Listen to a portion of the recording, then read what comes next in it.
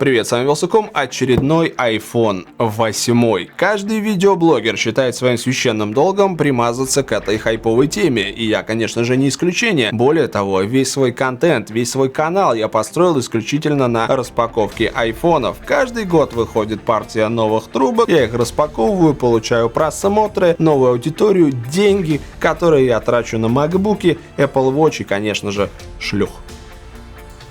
Ну и поскольку этот ролик потенциально наберет много просмотров, сюда обязательно нужно вставить рекламу. Зацените. Айфоны, айпэды, макбуки, любая техника Apple, а также гаджеты других компаний вы можете найти в самом дружелюбном магазине biggeek.ru. Ссылка в описании. Я вам так скажу, если еще совсем недавно iPhone был статусным устройством, и человек, который обладал им, воспринимался как персона с деньгами, то сегодня, когда видишь шкета с айфоном, понимаешь, что у него как минимум кредит на 2 года.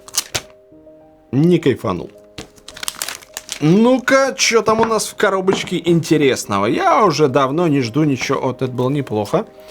Ничего интересного в коробке нет. Потому что все плюс-минус одинаково. И это, конечно, грустно. Ты покупаешь iPhone за дохрена 1000 рублей, и каждый год тебя даже не радует какими-то новыми приколюхами. Все те же зарядки, все те же наушники, все те же яблочки. Ну какого черта яблочки уже все время одинаковые, надоели? Сделайте их хотя бы, ну не знаю, какими-то коллекционными, что ли, чтобы в этом был какой-то смысл. Они даже внутренности коробки не сделали черными, вот настолько им было пофиг. И никаких черных прикольных аксессуаров, это просто черный телефон, который ничем не отличается от других.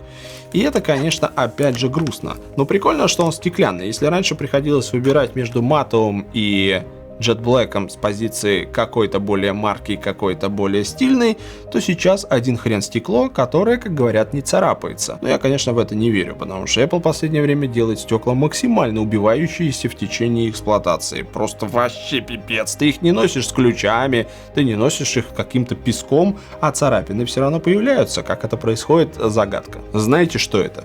Это iPhone 7 Jet Black. Johnny Ive специальным порошком. Не то чтобы закинулся, а отполировал алюминий до зеркального блеска. Это было событие. Этот iPhone выглядит хуже, чем этот iPhone. Уникальный случай, новое устройство выглядит не лучше предыдущего. За что я платил кучу бабла. Да. А если не видно разницы? Зачем я покупаю айфоны? Не для того, чтобы пользоваться, а для того, чтобы все вокруг понимали, что мне одобрили кредит. Я крутой. Слушай, реально хуже выглядит. Как они умудрились? Чего они не сделали ему глянцевую рамку-то? Уникальная история. iPhone новый уже выглядит как восстановленный. Ну, потому что он какой-то выцветший, знаете. То есть это не Black, это не Space Gray. Это какой-то просто херовато-сероватый цвет. Потому что у Jet Black была черная глянцевая рамка, которая была крутой. Здесь она матовая и серая. И выглядит уныло. Блин, я, думал, что я перееду опять на черный, а суть по всему смысла нет. Никто реально не вдуплит, что это 8+. Вот этим буду пользоваться. Вот это хорошее. Он хотя бы выглядит как что-то новое. Хотя тоже при этом выглядит как... Ну что ж, друзья, мы с вами распаковали маленький iPhone 8 в цвете Silver, если что, ссылочка на ролик в описании, iPhone 8 Plus в цвете Gold, опять же ссылка в описании, и черный. И могу сказать, что это самые плохие цвета за все время, наверное. Объясню почему. Когда выходил iPhone 4s, он был в белом цвете, это было круто. 5s принес нам Space Gray, а также золото. iPhone 6 был алюминиевый, прикольный. 6s розовое золото. В них были какие-то, прикольные вещи. 7, конечно же, Jet Black. А здесь, несмотря на то, что это стекло, выглядит он как-то дешево и как-то не ярко, не особенно. И главное, что никаких новых оттенков. Сделали бы синий iPhone. Синий. Я бы купил. Может быть, вы моего пессимизма не разделяете. Напишите в комментариях, что вы думаете, а также подписывайтесь на канал, потому что распаковать это одно. Но теперь все эти айфоны мне нужно настроить, попользоваться, и дальше пойдет жара. Я начну их сравнивать друг с другом. Я начну сравнивать их с Galaxy, с другими андроидами. Камеры, конечно же, очень интересно понять, как снимают портрет, это радость. И, конечно же, я вам об этом расскажу. Так что мои социальные сети к вашим услугам. Все ссылки опять же в описании. Пока. Чем мы можем гордиться вдали от столиц? Мы с вами как-то привыкли, что для реализации собственных амбиций и идей надо обязательно ехать в столицу, в Москву, дескать, там все возможности. Хотя это, конечно же, не так. Все исходит от человека, от его желания и идеи. Именно поэтому Google запускает конкурс, который называется «Вдали от столиц». Вдохновляющие истории людей, меняющих страну вокруг себя. Я рад быть в жюри этого проекта. Заходите по ссылке в описании, рассказывайте о своих проектах, смотрите, что мы приготовили для вас. Это очень интересно. Делитесь собственными историями. Если у вас есть классный технологический проект, то присылайте его в специальную номинацию Wylsacom, и, возможно, я выберу именно вас. Нам есть чем гордиться. Запуская масштабный проект «Вдали от столиц», Google призывает рассказывать вам о своих идеях, о своих проектах, то, что вы придумали, то, что вы реализуете. Я, поездив по России, могу сказать, что однозначно в нашей стране есть огромное количество талантливых ребят, которые делают абсолютно уникальные вещи.